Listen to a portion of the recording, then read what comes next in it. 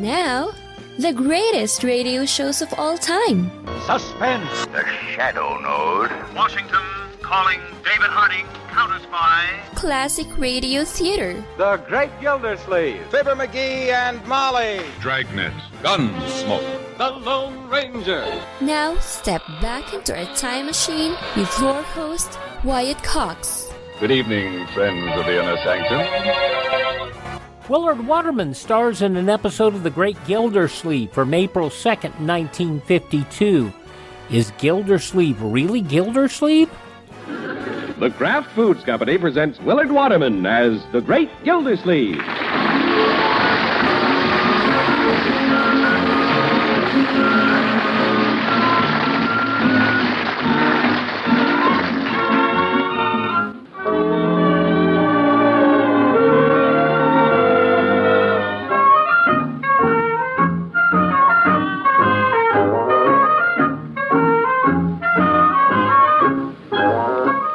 The Great Gildersleeve leads a fairly prosaic life. There are times when he regrets the fact that nothing very exciting happens to him, but all in all, he's quite content to spend his days about routine duties at the water department, then come home to his little family and spend his evenings with the paper.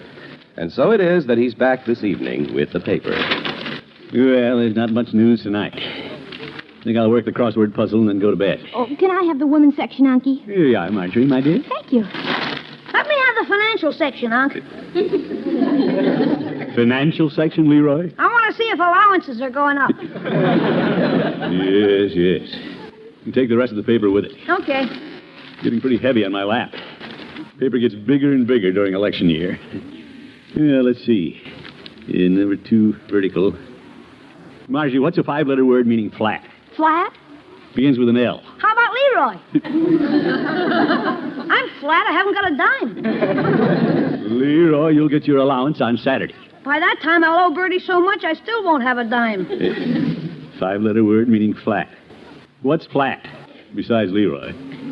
First thing I know, I'll have so many debts I'll have to run away and join the Foreign Legion like this guy did. Boy, he's done everything. Who, Leroy? Wilbur Cosgrove. Here's an article about him. The Strange Disappearances of Wilbur Cosgrove. One time he was a submarine captain, then he was a gaucho in Argentina. He even led safaris through Africa. He's fought duels. Are you talking about Wilbur Cosgrove or Errol Flynn? No fooling. He finally disappeared in 1938 and nobody's seen him since. Here's his picture. Leroy, I'm busy with my puzzle. Well, let me see it, Leroy. Sure. Hey, he's handsome, Unky. Marjorie, I'm busy. He looks like you. Marjorie, he does? Let me see that. Say, he would look like Unc if you put a mustache on him and gave him a little bay window. Leroy. Of course, he looks much younger than Unky. Naturally. Well, this picture was taken before he disappeared in 1938. Right, George, he does look a little like me. Leroy, get that picture of Uncle Mort we cut out of the paper last week. The one where he was dedicating the drain pipes? Yeah. Where is that? It's here in the magazine rack. There. Now, isn't the resemblance striking, Unky? Gosh, how can two men who look alike be so different? What do you mean? Well, look, Wilbur Cosgrove is holding an elephant gun and you're holding a shovel. You should have worn your coat for the picture, Unky. Well, I had to look like I was working. That's politics. Well, it's just amazing. That man could be Unky 14 years ago. Are you kidding? Unc never did anything like this guy. Now, wait a minute, Leroy. How do you know what I've done in the past? You kids never saw me until I came to Summerfield to take care of you in 1941. Things were pretty dull for you up until then, huh, Unc? Not at all. Unky, I never thought of that. Why, you lived about 30 years before we knew you. Yeah, 30 very exciting years. Yeah, like what? Well, how do you know I wasn't doing glamorous things like this Wilbur Cosgrove? Okay, like what? Oh, for all you know, I could have been a submarine captain, too. Or a Pinkerton man in Secret Service. You never said anything about being in the Secret Service. Well, when you're in the Secret Service, you keep it a secret. Now you have me curious. Just what did you do when you were a young man? Marjorie, I'm still a young man. But what did you do? Well, I've done a lot of things in the past that I don't talk about. I don't like to brag. Ah! Stop it, Leroy. Let Unky tell us. Anything romantic happen to you, Unky? Well, more daring than romantic. It says here this guy Wilbur was chewed by a tiger once. That's nothing. I have a trick knee, you know. I thought you got that playing football. Well, I'm no alarmist. I let people believe that. But I could have got it with the Royal Northwest Mounted, The Canadian Mounties? wrestling a wanted man on a glacier. Gosh. What else did you do, Unc? Leroy, don't press me. Just thinking about the past makes my old wounds hurt. Did you ever fight a duel like this Wilbur Cosgrove? Well, dueling is against the law. If you fight one, you don't spread it around. What else have you done, Unc? Oh, I told you enough for tonight, Leroy. Think I'll stroll down to Peavy's for some cigars. Well, you have cigars in the humidor. I do? Well, the walk will do me good. I should limber up my trick knee before retiring.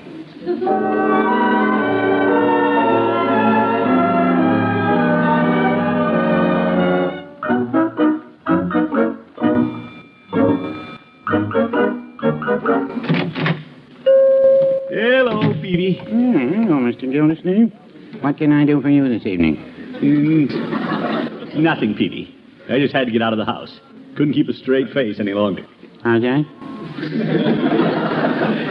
Yeah, I had a lot of fun with Marjorie and Leroy describing my colorful past. Laying it on pretty thick, were you? Well, they asked for it. They saw a picture in the paper of a fellow who disappeared from Duluth in 1938. He looked like me, Peavy. Is that why he disappeared? No. He's an adventurer who keeps dropping out of sight. He's done everything. Foreign Legion and all that stuff. And by comparison, the kids thought my life was pretty dull. Yeah, it's pretty hard to fool kids. Peavy, how do you know what I did before I came to Summerfield? Well, I just assumed it wasn't too exciting. Oh, you did. What do you know about it? As far as you know, my past life is a blank. That's what I say.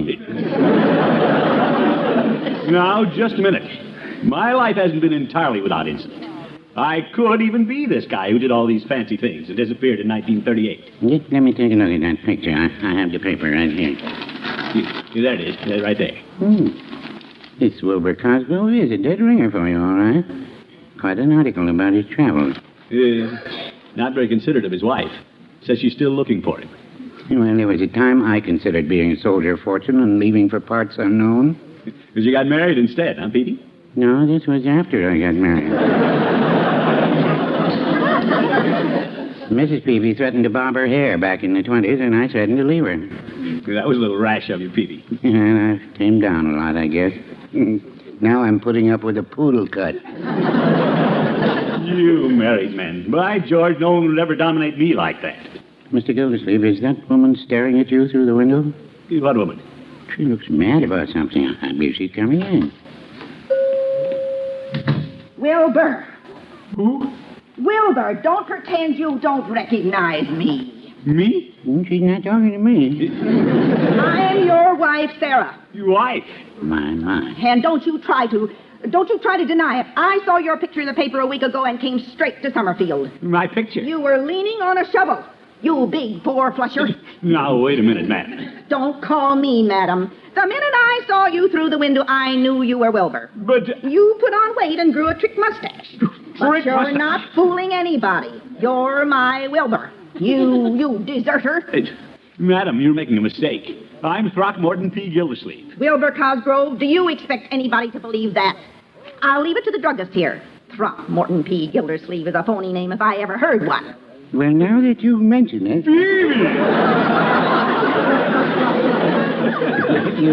You'll have to admit it's unusual, Throckmorton. I've been looking for you since 1938. Please, madam, stop shaking your purse in my face. Let me explain. Say, Doc.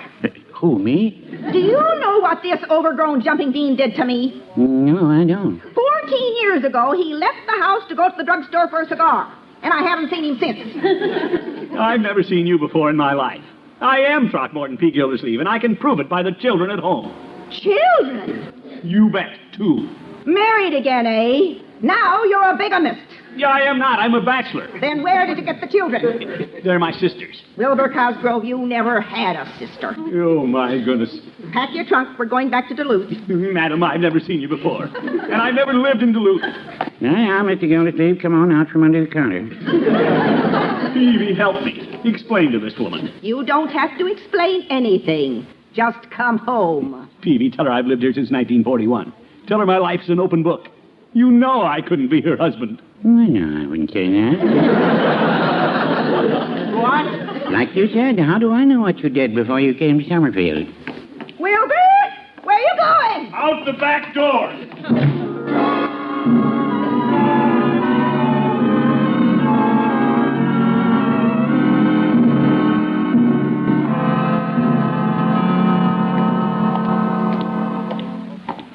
How can that woman from Duluth mistake me for her husband? And she isn't fooling. Shouting and shaking her purse at me. No wonder Wilbur left home. All right, George, I'm going to see my lawyer. Hope the old judge is in. Judge? Well, good morning, Gildy. Come in. I've something to show you. You have? This picture I clipped out of yesterday's paper. It looks just like you. I know. That's what his wife thinks. What? Judge, Mrs. Cosgrove is in town. She thinks I'm her long-lost husband. She does?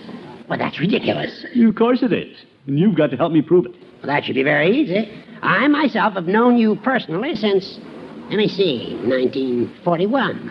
Well, she claims her husband disappeared in 1938. He did? Gildy, I just thought of a very amusing possibility. Oh? You could be her husband. Judge, be serious. That woman can cause me a lot of embarrassment. Is that why you left her? No, you listen to me, you old goat. Very well, very well. Apparently you don't see any humor in this situation. I'll say I don't. Well, a trained legal mind such as I possess can clear you in a jiffy. Start clearing, trained legal mind.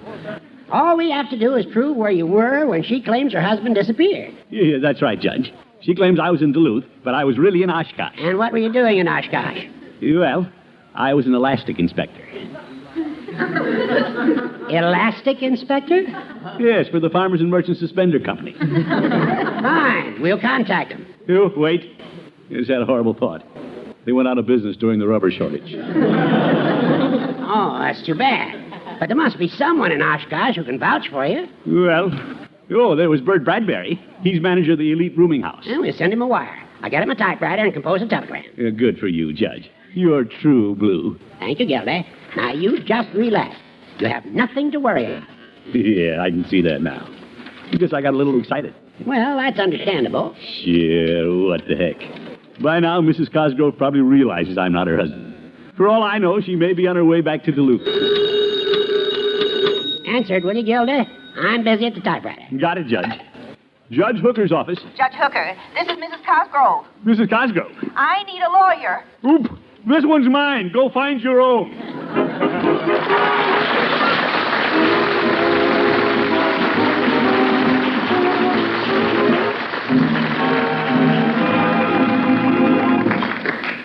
April 2nd, 1952, The Great Gildersleeve on Classic Radio Theater with Wyatt Cox. Now on Classic Radio Theater with Wyatt Cox, more of The Great Gildersleeve, April 2nd, 1952.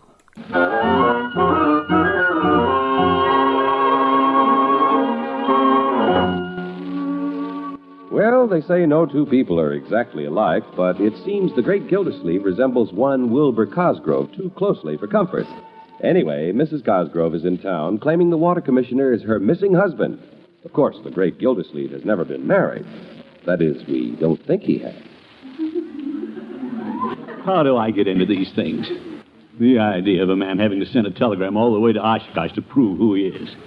Well, I'm going to sit right here at home till I get my answer from good old Bert Bradbury. I don't dare go out. With that woman in town, it isn't safe on the streets. Hello, Unky. Hello, Marjorie. Are you staying home today? Yeah. Don't you feel well? No. Yeah, I mean, yes. Yeah, I mean, sure. I feel fine. You look a little pale. Well, it's been a cloudy day. Was there something wrong? Oh, no. Better keep this from the kids. You aren't hiding from anybody, are you? Me? Yeah, of course not. From whom would I be hiding? I've paid my income tax. Marge, have you asked him yet? Ask me what, Leroy? About the woman. All right. What have you heard? Unky, who is this woman who followed you into Mr. Peavy's last night and accused you of being her husband? So Peavy spilled the beans. Marjorie, that's all a horrible mistake. Whose? Hers. I never saw the woman until last night. How could I run away from her in 1938? Oh, of course you didn't. Heck no. About that time, I'll bet you were up in Canada with a mounted police.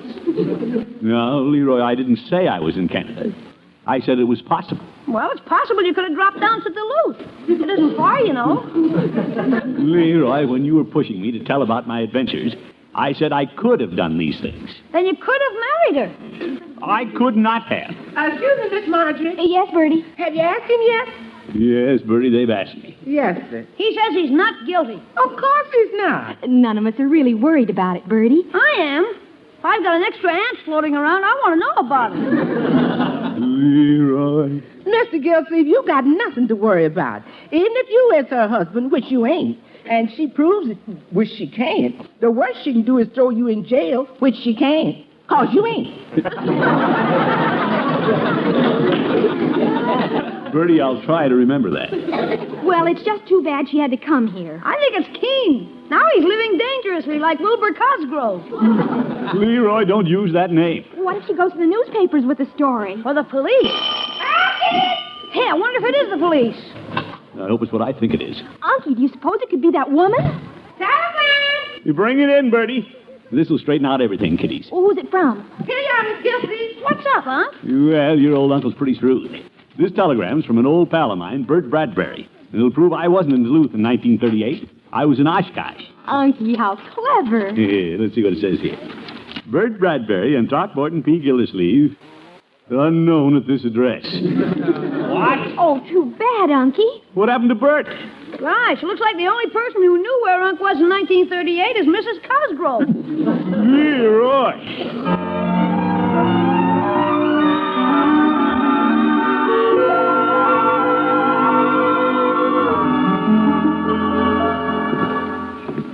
Mr. Gildersleeve, if you don't stop pacing up and down the room, you're going to wear a hole in that carpet. Bertie, I don't know what to do. I keep running into blind alleys. Well, if that woman was after me, I'd head for the open road.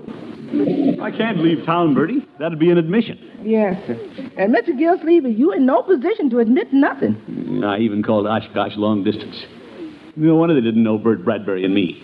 They tore down the boarding house for a pickle factory. All the pickles ain't in Oshkosh. We're in one right here. You say that again, Bertie. Bertie, you better get the phone. Yes, sir. It could be that woman. Mr. Gildersleeve's dressed in. Is he in? Well, yes and no. Who's calling? Then the answer is no. Just went out. It's her, all right. You are? Yes, ma'am. No, ma'am. Yes, ma'am. Yes, ma'am. Goodbye. Well, Bertie? I told you was out, but for some reason she thought I was spoofing. Nice try, Bertie. She's down at the corner and she's coming right over here. Oh, my goodness. And she sounds like she's loaded for bear. Well, she can't intimidate me. No, sir. I'm innocent, Bertie. I'm not guilty of being married. No, sir. The only thing to do is to have it out with her. I'll stand on my own 2 feet and battle her toe to toe.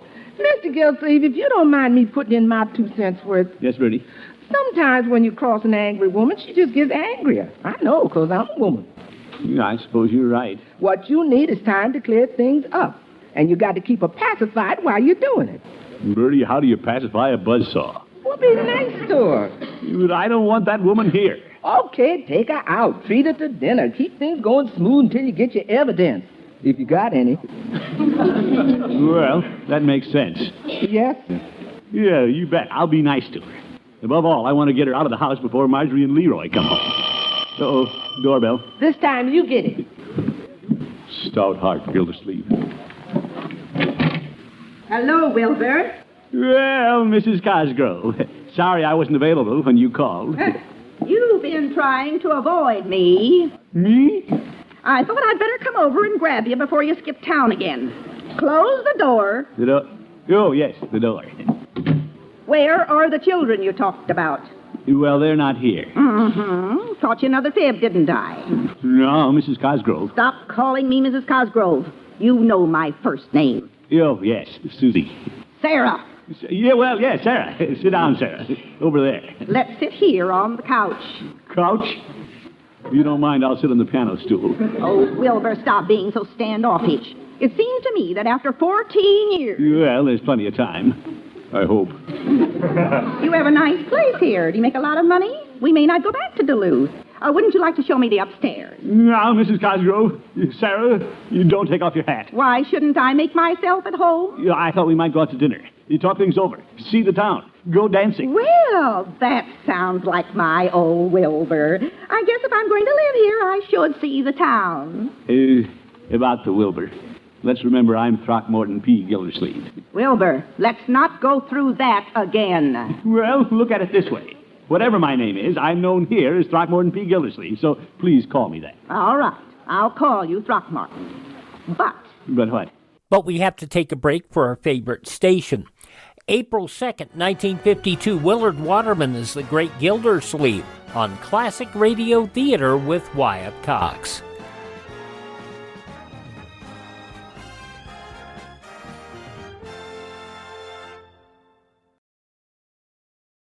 Here's Mike Lindell talking about getting your best friend something special.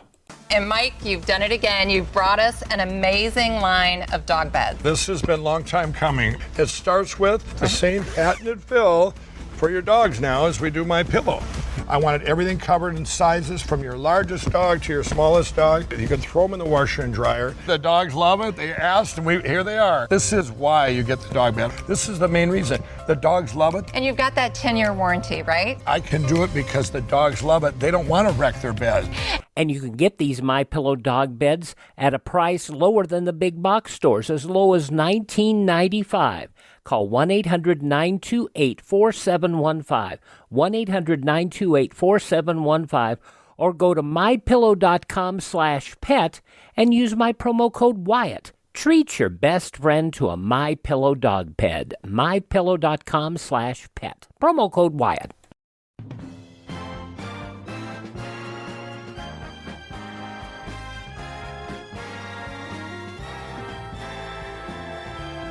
Now on Classic Radio Theater with Wyatt Cox, the conclusion of The Great Gildersleeve, April 2nd, 1952. Is Gildy really Gildy? If you try to skip out on me again, I warn you, I have your elephant gun in my hotel room. Your elephant gun? Yeah, I bet she'd use it, too. Come along, little wifey.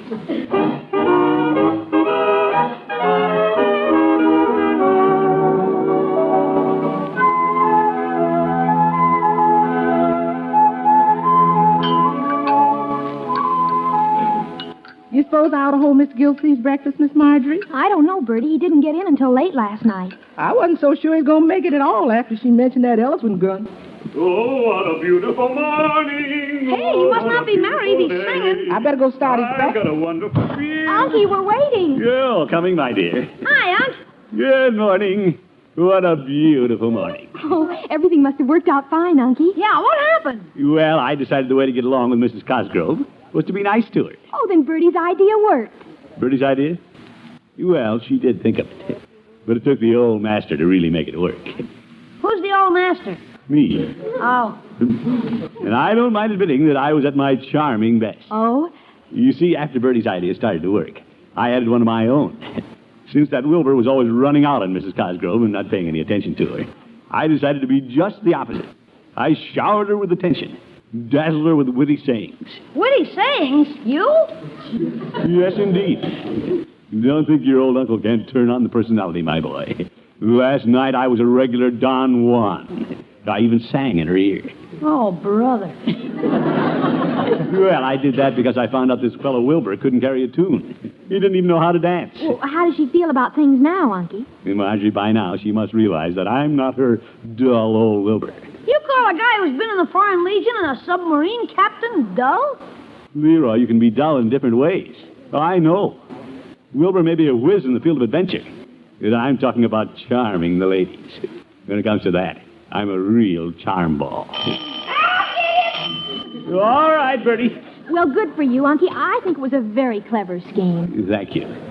My only concern is that she may prefer a man like me to Wilbur.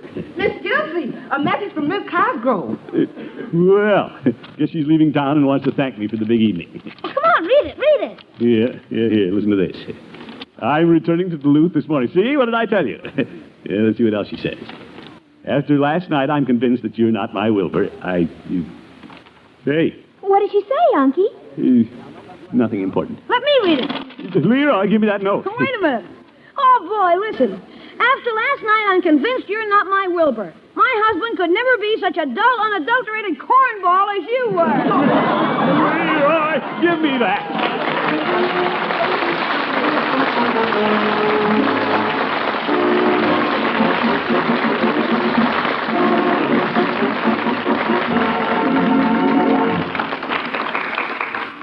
Well, do you feel better tonight, Unky? Much better, knowing that woman has left town. Imagine that cornball calling me a cornball. It wasn't very nice of her. Silly woman. Thinking she could frighten me with that trumped-up story. I wasn't worried. Not for a minute. Takes more than a harebrained newspaper story to ruffle your old uncle. Yes, indeed. Hey, Unc, listen to this in the paper. They got a report on Wilbur Cosgrove. Oh? It says here in the paper, he was seen boarding a train in 1941, Yes? and a railroad employee reports he got off at Summerfield. Summerfield? According to latest information, he obtained employment at the Summerfield Water Department under the name of Throckmorton P. Gildersleeve. Yeah, I did not. Yeah, I mean, he didn't. Don't you believe it? Here, let me see that paper. The classified section. Leroy, you made that up. What a family. Good night, folks.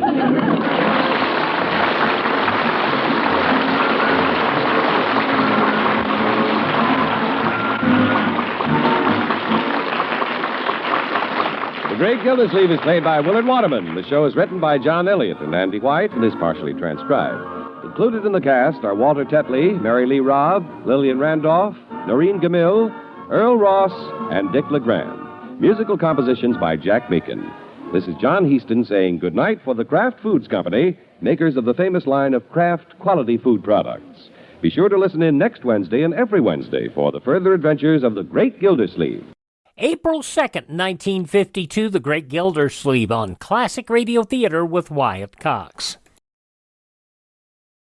Now on Classic Radio Theater with Wyatt Cox, Part 2 of the 5-part short series, The Living God. This episode originally broadcast April 2nd, 1942, and stars as the reporter William Gargan.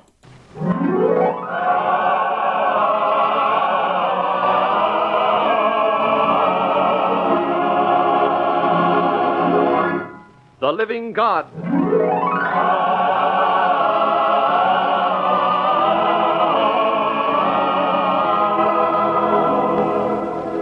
You will hear William Gargan as the roving announcer, Una O'Connor as the old woman, and Pedro de Cordova as the voice of Jesus in the greatest drama of the ages, The Living God.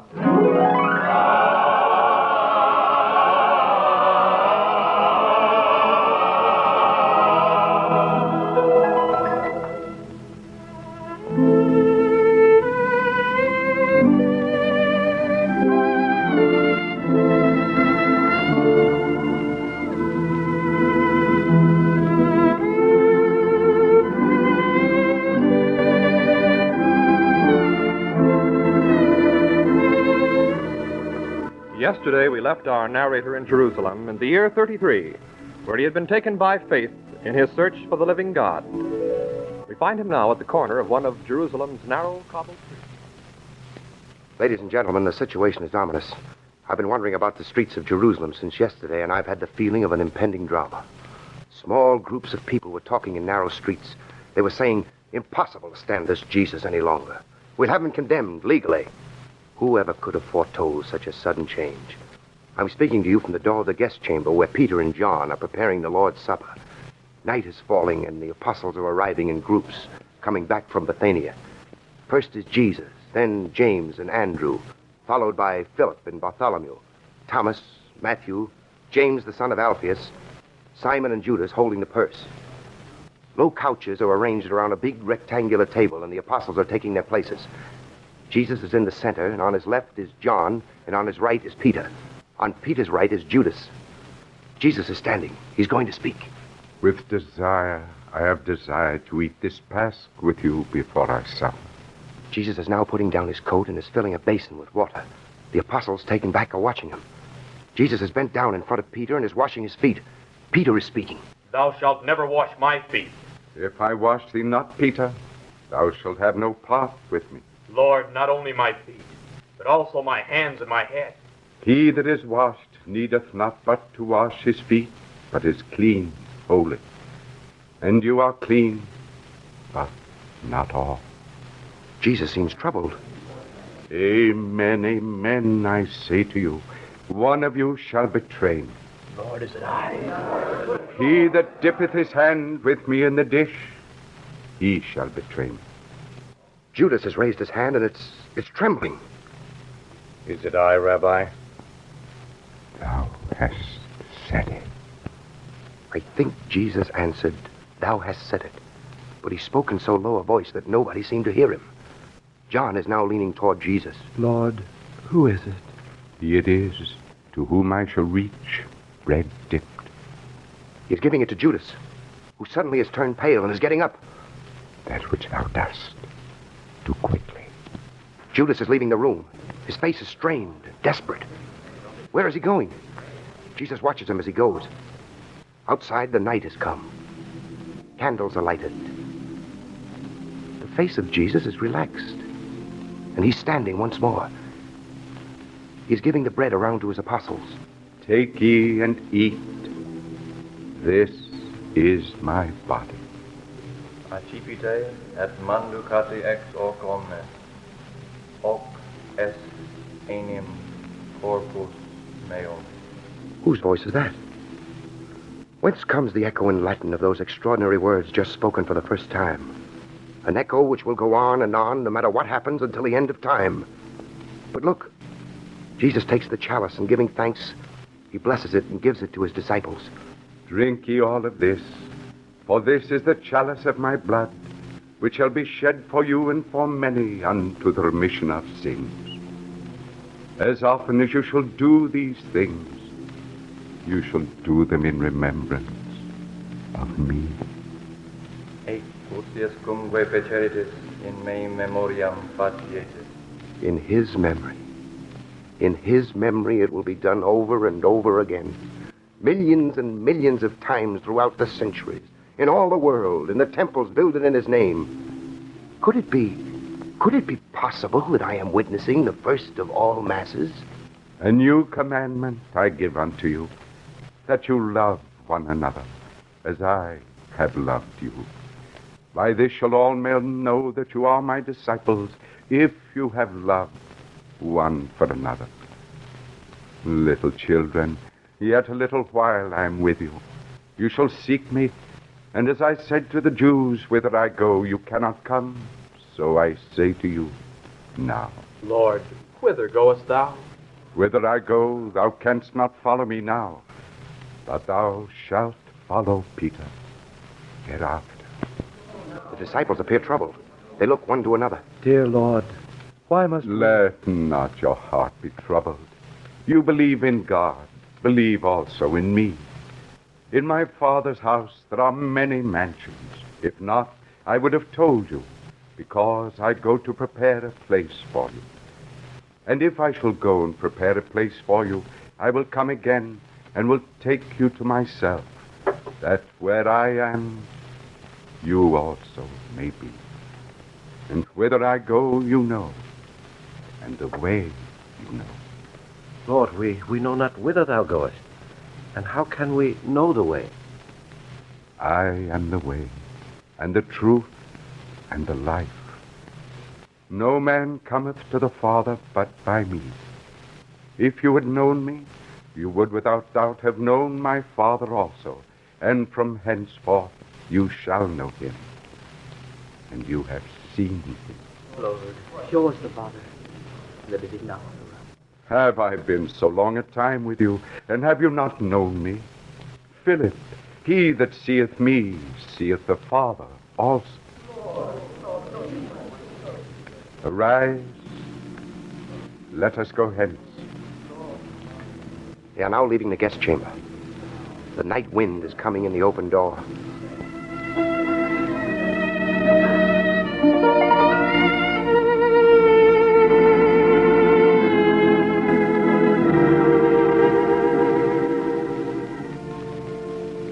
I have been following Jesus and his disciples, and now they are nearing the Mount of Olives. He has been talking to them all the way, and now as they enter the garden, he is looking at them with anguish and tenderness. All you shall be scandalized in me this night, for it is written, I will strike the shepherd, and the sheep of the flock shall be dispersed. But after I shall be risen again, I will go before you into Galilee. Though I should die with thee, I, Peter, will not deny thee. Amen, I say to thee. Today, even in this night, before the cock crow twice, thou shalt deny me thrice. Simon, Simon, behold, Satan hath desired to have you, that he may sift you as wheat. But I pray for thee, that thy faith fail not, and thou, being once converted, confirm thy brethren. And now, with him, Jesus is taking Peter, John, and his brother James aside. He turns to them. My soul is sorrowful even unto death. Stay you here and watch with me. He has walked away from them and has fallen to his knees. His head is bowed in prayer. He is alone. The disciples are falling asleep. All is silent. Now Jesus stirs. He slowly lifts his head. He rises. Now he walks back to his disciples who are still asleep. Simon, sleepest thou? At the sound of his voice, James and Peter open their eyes. Couldst thou not watch 1 hour? Watch ye and pray, that you enter not into temptation. The spirit indeed is willing, but the flesh is weak. No one answers. Maybe they don't know what to answer. They're heavy with sleep. Jesus leaves them to go back to his solitude.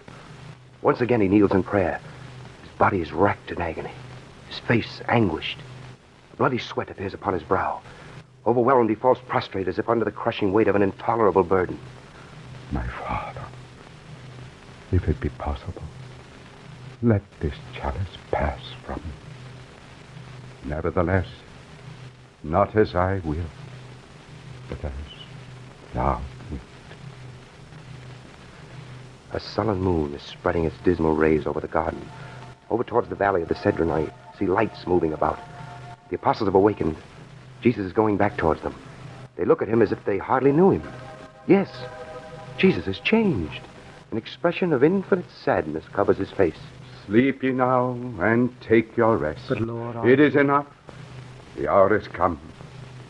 Behold, the Son of Man shall be betrayed into the hands of sinners. Rise up, let us go. Behold, he that will betray me is at hand. And look, the olive grove is red. Red with the glowing of torches and lanterns. A crowd approaches. There's Judas. He goes toward Jesus and puts his arms around his master's neck. Friend, whereto art thou come? Judas, dost thou betray the Son of Man with a kiss? Judas turns away quickly. The crowd comes nearer. Soldiers advance toward Jesus. Whom seek ye? Jesus of Nazareth! I am he. Suddenly the soldiers draw back. They fall to the ground as if for a moment the majesty of this man has overawed them. The soldiers are on their feet again. They advance on Jesus to seize him. Peter draws a sword and strikes the ear of one of the aggressors. Jesus turns to him. Put again thy sword into its place, for all that take the sword shall perish with the sword. Jesus touched the wounded aggressor's ear. The soldier gets up. His ear is healed. Jesus turns to the scribes and the high priests. Are ye come out, as it were, against a thief with swords and clubs? When I was daily with you in the temple, you did not stretch forth your hands against me. But this is your hour, and the power of darkness. Now they're binding Jesus with chains. They're leading him away by the path of the brook Cedron. What to think? Only yesterday he was led in triumph through Jerusalem. You? You're here? Yes, it is I, the old woman. I had to come. And what are you going to do now? Stay with his mother. She needs help. In a few hours, stranger, you will be in the court of the Caliphs of Caiaphas. Tell me, what are they going to do to him? I will see you there tomorrow. Wait. Darkness. Silence.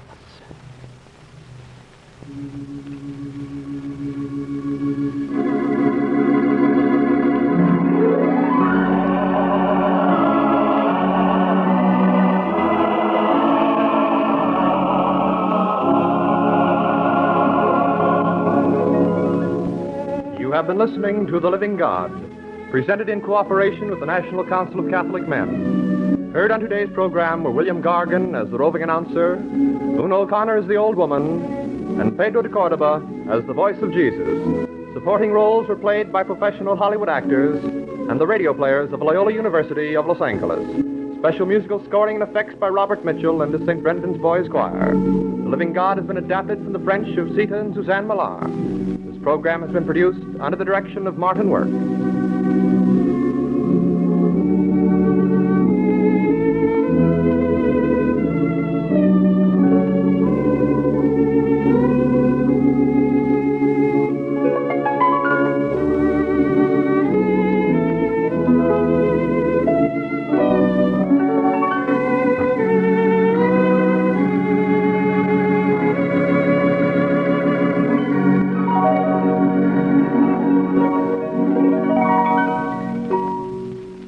April 2nd, 1942, The Living God on Classic Radio Theater with Wyatt Cox. We air this each and every season. Each and every year, I should say. Now, thank you for tuning in. Thank this radio station. Support their advertisers. It's their kindness and courtesy that allow us to be with you each and every time you roll around here on your favorite station. We produce 21 hours of classic radio theater each and every week, and you can hear them all at classicradio.stream. That's classicradio.stream. Stream our shows. Learn about building a classic radio collection of your own. You can find our social media links, you can contact me, and you can buy me a copy. That buy me a copy money helps us maintain our distribution channels and helps us acquire additional classic radio collections. That's at classicradio.stream. Thanks for tuning in. Tell all your friends the great radio shows are right here at this spot on the dial. Classic Radio Theater with Wyatt Cox on your favorite radio station.